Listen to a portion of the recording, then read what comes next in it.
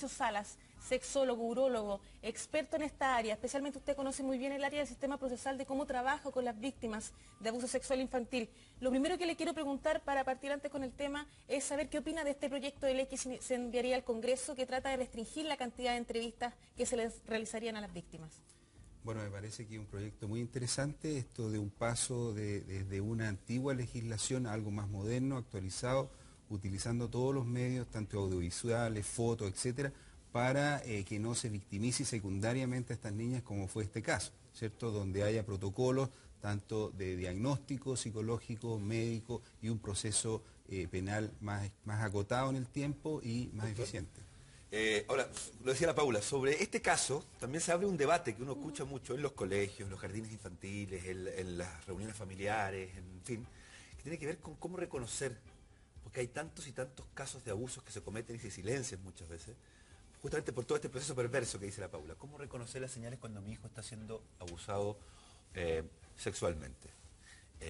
Imagino que hay señales concretas que puedo reconocer, ¿o no? Bueno, efectivamente, primero yo creo que es importante los medios de comunicación que han hecho visible el tema, porque hay un 10% de niños abusados sexualmente y un 20% de niños. Entonces es un hecho que ocurre en nuestra sociedad y en todo el mundo. Segundo, que ocurre a nivel de todos los estratos socioeconómicos, ¿cierto? No es solamente los ricos, los pobres, está todos igual.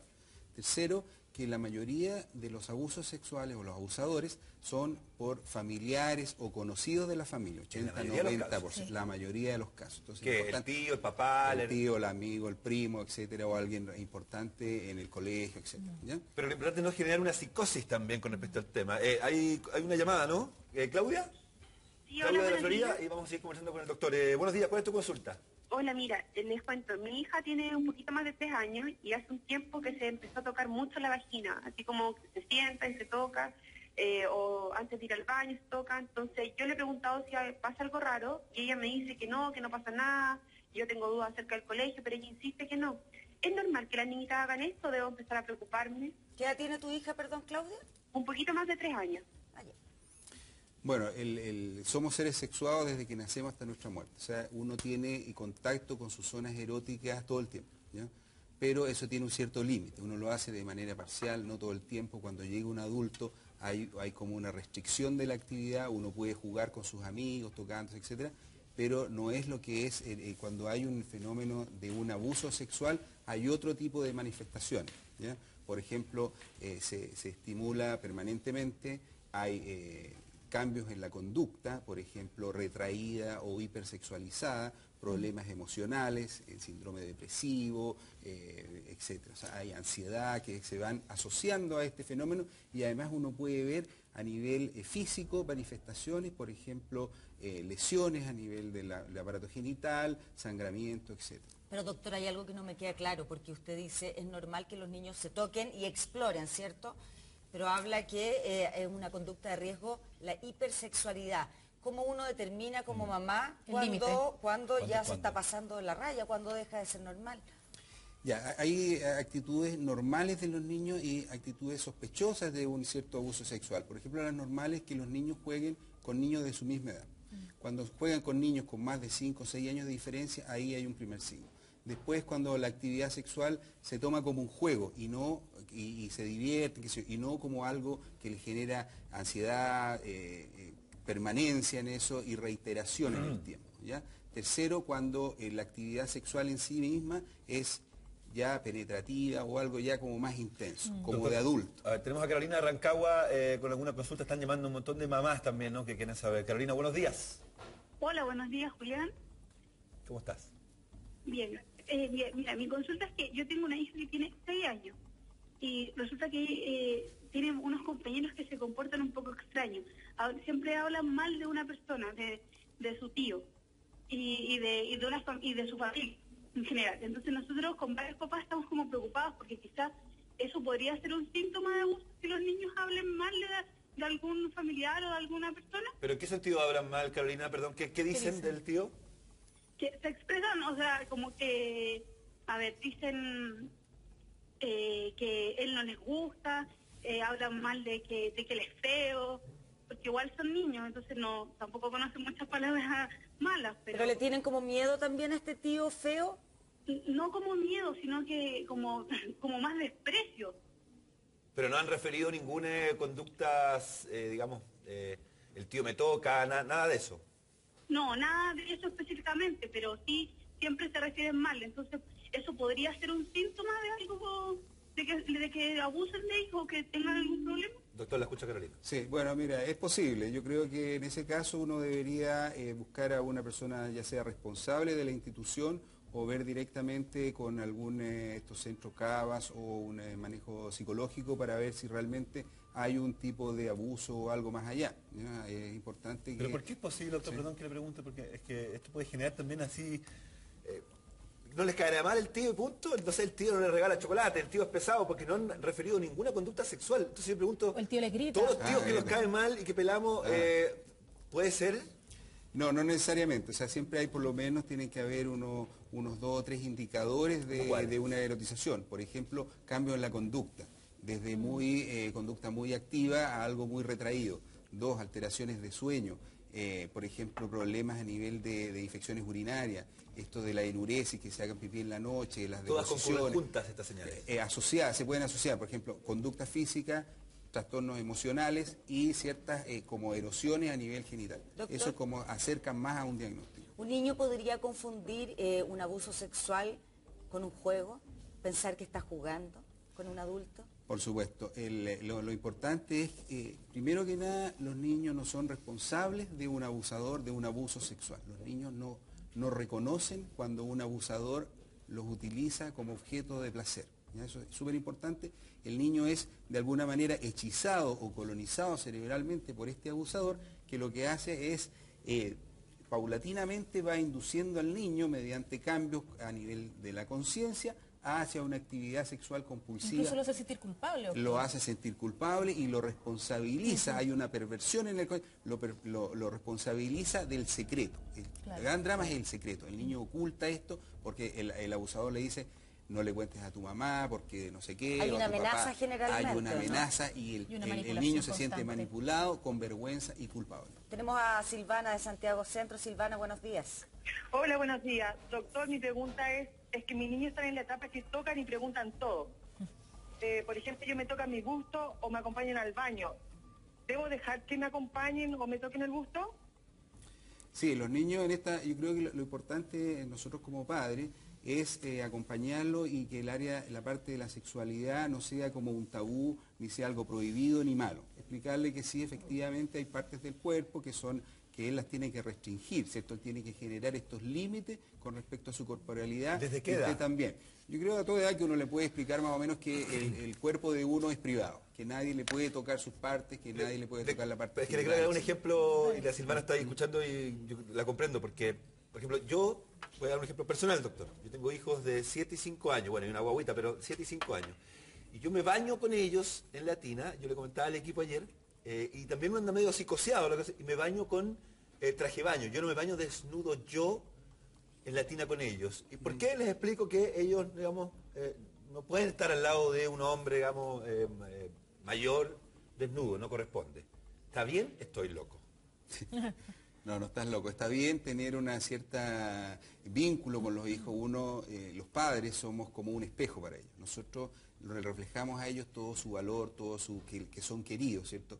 El padre y la madre tienen que protegerlo y esto de cierta intimidad, por ejemplo, bañarse juntos y tú con el traje de baño no tendría problema, ¿ya?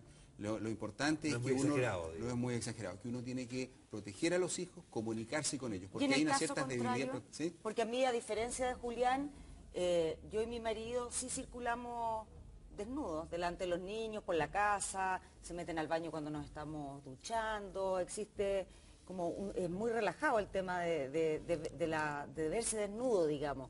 ¿Eso podría tener un riesgo para ellos? No, que uno esté desnudo delante de un hijo no tiene mayor riesgo. Ya uno tiene que sí, cuando ellos te preguntan qué es lo que tienes ahí, uno tiene que darle una respuesta clara, precisa, sin sentirse avergonzado, ¿cierto? De su aparato genital, si usted le explica, bueno, esto es el pene, etcétera, y con sus maneras usted lo explica y el niño puede, digamos, integrar la sexualidad como algo natural. Doctor, yo he visto muchas reacciones de mamá que cuando ven que los niños se tocan, se espantan y dicen, no, eso no lo hagan, no lo hagan. Es como que una reacción muy exagerada, que se frente al niño, eso es bueno, es malo. Porque yo lo he visto mucho, por lo menos. Sí, no, la reacción exagerada, como que es algo negativo, a la larga puede tener problemas. O sea, está bien que un niño se explore genitalmente, pero obviamente hay lugares en que no lo puede hacer todo el tiempo, ¿ya? Entonces, cuando uno ve a alguien un niñito que está permanentemente tocándose los genitales o tiene esta actitud como de masturbarse en público, ahí ya uno tiene que sospechar algún otro tipo de actividad. Tenemos llamada a Andrea de Santiago Centro. Buenos días, Andrea. Hola, buenos días. ¿Cómo estás? Aquí viendo... ¿Qué pasó, Andrea? Ya, mire, lo que pasa es que mi hija cuando tenía casi 3 años, a mí me la cuidaba una familia. Y ella me dijo a mí, una vez yo la llegué al bañito y la fui a limpiar. ¿Ya? Y ella me dijo, ay, no me toques tan fuerte como me toca el caballero que la cuidaba. Entonces yo fue como, yo quedé en shock. Y nunca más, no le dije nada más, hasta como una semana después la bañé y le empezaba como a sacar, queriéndole decir que me dijera ella, yo no encontraba la manera de preguntarle. Entonces ella me dijo que, claro, que efectivamente cuando ella quedaba sola con el caballero, él le hacía tocación. Entonces yo callé, entré en depresión, callé y después de un año yo fui al consultorio y en el consultorio yo pregunté por un psicólogo infantil para el tema. Ellos hicieron la demanda a la fiscalía, yo nunca dije el nombre del caballero. Entonces la abogada que me citó a mí me preguntó, me dijo que si yo podía llevar a mi hija al Instituto Médico Legal o tenía la opción de yo llevarla particular a un psicólogo. Yo la llevé particular y la psicóloga a la segunda sesión me dijo que ya no me la podía asistir más porque como que le dio miedo. Entonces el tema, cuento corto, es que yo dejé las cosas ahí, la fiscalía cerró el caso, mi hija hace como 9 meses atrás, hoy en día tiene 7 años. Yo como que la observé y como que tocaba mucho la vulva. Yo me di cuenta que mi hija igual, porque antes que ella me confesara eso, ella tenía como mucho ardor al orinar, lloraba mucho al ir a dejarla a su casa, que ella no la iba a dejar, no estaba mi hija. Nunca me di cuenta porque uno nunca piensa que le va a hacer una cosa así a mi hijo de uno. Entonces el doctor le hacía examen de orina y nunca me dijo, no, tu hija no tiene nada, tu hija no tiene el ardor, era terrible, claro, donde ese tipo le hacía las tocaciones a mí. Entonces yo quiero saber si a los 7 años todavía se acordará, como pues, yo ya nunca más le tocaba el tema, es una cosa que a mí me duele el alma ver a mi hija de repente. Entonces yo no sé si ella a los 7 años todavía se acuerda, o le toco mal tema, o la llevo ahora al psicólogo, eso nunca más lo consulté con nadie. Gracias por tu confianza, Andrea. Vamos a ver si el doctor Salas te puede ayudar. Bueno, diría, lo primero es que esto de la ley del silencio, cuando uno ve que hay o sospecha que uno tiene un niño que ha sido abusado por alguien o que hay tocaciones indebidas, uno inmediatamente tiene que desvincular a la persona, ¿cierto?, a este abusador de este niño. Segundo, uno tiene que recurrir a centros especializados en el tema, policlínicos, etc. Y tercero, bueno, obviamente puede en un tiempo más ella tener problemas de que aparezcan estas imágenes del abuso que tuvo. Es posible. ¿Y qué hace entonces Andrea? ¿Le conversa el tema, la lleva al psicólogo, insiste en escarbar un poco lo que pasó ahí para que lo supere? ¿O mejor dejarlo así con el riesgo de que cuando sea adolescente o sea adulta y quizás inicie su vida sexual, le vengan unos traumas o tenga algún tipo de tranca para tener una vida sexual sana? Bueno, yo creo que habría que ver, esto hay que verlo caso a caso. Yo creo que habría que explorar en ella si tiene algunas manifestaciones, tanto psicológicas como, por ejemplo, emocionales, alteraciones a nivel del sueño, problemas en el colegio de aprendizaje, que se ve mucho en niños, problemas de un cierto grado de hipersexualidad o manifestaciones físicas, por ejemplo, permanencia del sistema urinario. En ese caso yo creo que conviene consultar rápidamente, ¿ya? Doctor, muchas veces, tanto en niñitas como en niñitos, a determinada edad, empieza la exploración del cuerpo, ¿no? Y esa exploración del cuerpo genera placer, ¿no? Nos ha pasado todo. Y en esa exploración del cuerpo a veces ocurre incluso en lugares públicos, ¿no? Niñitas o niñitos que uno ve realmente en la sala de clase, que están explorando su cuerpo, porque sienten placer. Esas son señales que están al límite de lo que uno puede considerar normal o anormal, por desconocimiento. ¿Cómo sabemos si eso es una señal de abuso o es parte de la exploración normal a determinada edad de una niñita? Claro, mira, cuando hay una exploración normal, eso como tú dices, uno lo hace, en general uno se detiene cuando aparece un adulto. En general. Segundo, se hace con niños de la misma edad, por ejemplo, de educación, etc. Tercero, está asociado a un juego, como divertido. Pero perdón, en el caso Orellana, no quiero citarlo como ejemplo, pero en el caso Orellana se hablaba de la hipersexualidad de la niñita mayor y que incluso, digamos, se tocaba su cuerpo en salas de clase, digamos, delante de la gente, lo que le llamó la atención a profesoras y directoras del colegio donde ella estaba. Por supuesto, ese caso es una señal. Pero eso no lo puede considerar uno como normal en el proceso de exploración de una... Todo depende del grado de estimulación, cuántas veces se estimulaba, si había otros factores asociados, pero sí una hipersexualidad es un signo. Ya Eso tiene que ver con cantidad e intensidad. Esa cantidad de intensidad y asociado a otros factores. Por ejemplo, si uno quiere más como certeza en lo que es un abuso sexual infantil, hay ciertos indicadores, por ejemplo, infecciones de transmisión sexual, el embarazo, presencia de fluidos, ¿cierto? Y un relato que de alguna manera describe como adulto, ¿cierto? Una actividad que un niño no podría acceder. Y en ese caso puntual tengo entendido además, Julián, que iba asociado con conductas agresivas. No, sí, por eso no lo cito como ejemplo, es solamente para hablar del... Tenemos otro llamado, está Julia de San Bernardo. Julia, buenos días. Buenos días, mire, doctor, yo estoy súper preocupada. Tengo un hijo de 5 años que siempre ha sido muy bueno para hablar, siempre. Y de hace unos 6 meses atrás está súper callado, está súper retraído. Y lo peor es que no quiere ir al baño. Yo lo trato de llevar y llora, patalea, grita, se aferra a las paredes. Y lo peor es que se hace pipí. Prefiere hacerse pipí antes de ir al baño. ¿Esto es algún indicio? ¿Me está tratando de decir algo mi hijo? Bueno, mira, yo creo que los padres tienen que ser amigos de los hijos, o sea, comunicarte lo más posible con él y en este caso, efectivamente, yo creo que habría que verlo con alguien, ¿cierto? Ver de qué se trata el problema, si tiene algún, por ejemplo, algún trastorno físico, infección urinaria, etcétera, y un apoyo psicológico para poder indagar un poco más con respecto al tema. O sea, diría llevarlo al pediatra y al psicólogo infantil. Exactamente. Gracias, Puede ser Julia. una señal de bullying también en el colegio, Sí, por claro. ejemplo. Que lo ¿No? hemos visto. Sí, lo hemos Situaciones visto. así de retraimiento. Doctor, ¿puede un niño estar feliz de la vida, ser absolutamente normal y de un día para otro decirle a la mamá que está siendo abusado? ¿O siempre existen conductas previas y signos que nos llaman la atención de que algo les está pasando? Bueno, habitualmente el abuso sexual es un proceso relativamente crónico, no es instantáneo. Hay un 10% sí de abuso sexual como violento que puede aparecer, pero la mayoría son procesos inductivos de largo plazo en los cuales hay una figura protectora, paterna, etcétera, que ejerce un efecto sobre este niño. Entonces es un proceso paulatino, lo habitual, pero puede ser en un porcentaje 10% un efecto violento. Doctor, ¿qué pasa con el tema del lenguaje en los niños? Porque lo preguntaba la otra mamá, porque entendemos que los niños no conocen algunos conceptos, ni racionalizan, ni interpretan algunas cosas, pero cuando empiezan a usar palabras muy sexuales, ¿es un llamado de atención, un llamado de alerta a los papás? Que no lo hayan aprendido y que el papá diga, yo jamás lo dije delante de él como para que lo aprendiera. Sabemos que los niños son bien esponjitas. Exactamente, el tema en los niños es bastante complejo porque hasta cierta edad solamente empiezan a utilizar el lenguaje como verbalización, como simbolización de los hechos. Antes de eso uno puede acceder a través de dibujo. Es importante la parte hacer dibujo, que eso lo ve con un psicólogo especialista, qué tipo de dibujo hace. Por ejemplo, si los niños hacen dibujo con X, con un pene erecto, etcétera, ya empieza uno a tener una cierta preocupación del tema.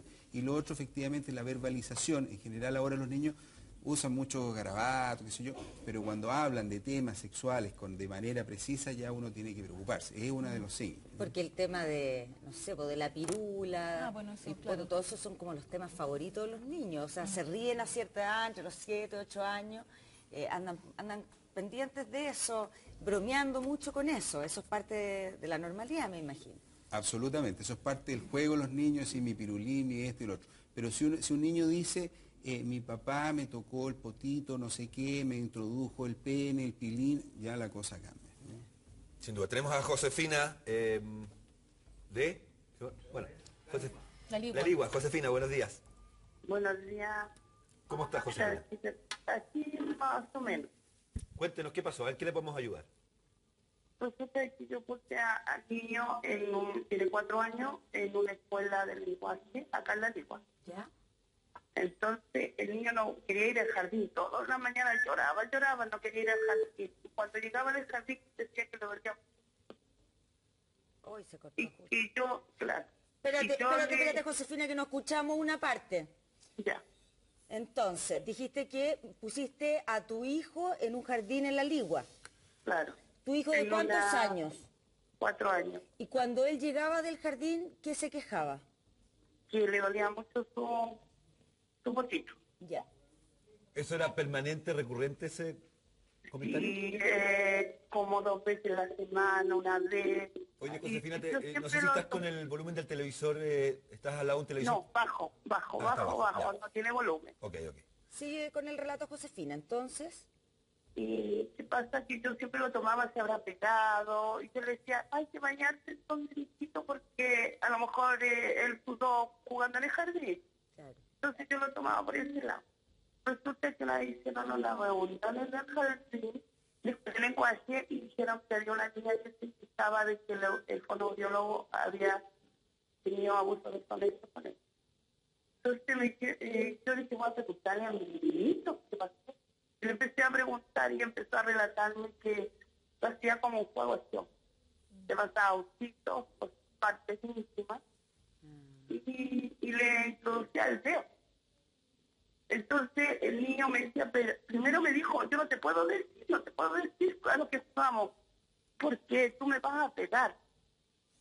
Y no le voy a dar el nombre porque como está en proceso de investigación. No, por supuesto. Me dijo, no te puedo decir porque él me dijo que tú me ibas a pegar. Y me empezó a contar cosas que él hacía con él cuando le tocaba estar con el fonoaudiólogo. Y imagínate, yo me desesperé. Yo no había cómo actuar. Tremendo. Después de esto, me imagino que terminó con las sesiones con el fonoaudiólogo, ¿cierto? Lo saqué, lo retiré. Claro. Y después de eso, no has tenido ningún tipo de ayuda ¿Se está psicológica ni investigando? nada. ¿Se está investigando? Mire, me han citado que me dicen que yo no hable del tema con el niño. ¿Y el niño está Y recibiendo son- atención psicológica por la unidad de víctimas de la Fiscalía? No, me han quedado de llamar para mandarme, pero no lo han hecho. Pasa mucho eso, los atrasos en la atención de las víctimas, siempre es muy común. ¿Y tú has recurrido a otra instancia más privada quizá o en el consultorio para recibir ayuda psicológica para tu hija? Mire, yo cuando el niño estaba en el jardín y no quería ir al jardín, yo lo llevé a la psicóloga. Pero ni la psicóloga se dio cuenta de lo que estaba pasando. Entonces, bueno, el niño cambió de su actitud, ahora es un niño agresivo. Mira. Es un niño, como uno le llamaba el criado, porque él no era así. Era un niño muy respetuoso, muy calladito. Josefina, Y ahora, no sé cómo actuar, por eso quería decirle al doctor, ¿cómo actúo yo? ¿Qué hace? ¿Cómo lo hago? Bueno, Escondo efectivamente. mi dolor, yo lo escondo, pero yo no mire, me da mucha pena que no estuve ahí para protegerlo. Me siento culpable. Pero tú no eres culpable, Josefina, de eso. Son cosas que pasan por un lado y por otro. Incluso lo llevaste a una psicóloga y ni siquiera la psicóloga Fue capaz. de darse cuenta. Entonces quédate tranquila, lo importante es mirar ahora hacia adelante. ¿Cómo ayudamos a tu hijo? Escucha al doctor. Bueno, yo le recomendaría lo siguiente: primero, los pases de denuncia de este hecho. Segundo, aislar obviamente el abusador de este niño. Tercero, hacer un proceso de reparación, ¿cierto? Un tratamiento psicológico que da buenos resultados en general. A través del tiempo uno puede reparar esto. Cuarto, yo diría que también dentro del proceso de reparación de la víctima, usted es una víctima secundaria del tema. Al ser usted también requiere un tratamiento y usted no se sienta culpable. Usted tiene que dejar de ser culpable y pasar a ser responsable de este niño. Usted tiene que asumir esa actitud. Y es importante que el niño le haya declarado esto y confiar en él, y los niños siempre en general dicen la verdad. Sí, el Besito relato para Josefina. dramático, Josefina, te deseamos mucha suerte, mucho ánimo, y estamos aprendiendo, doctor, de sus consejos permanentemente, así que muchas gracias, es un tema tan, pero tan delicado. Gracias, doctor.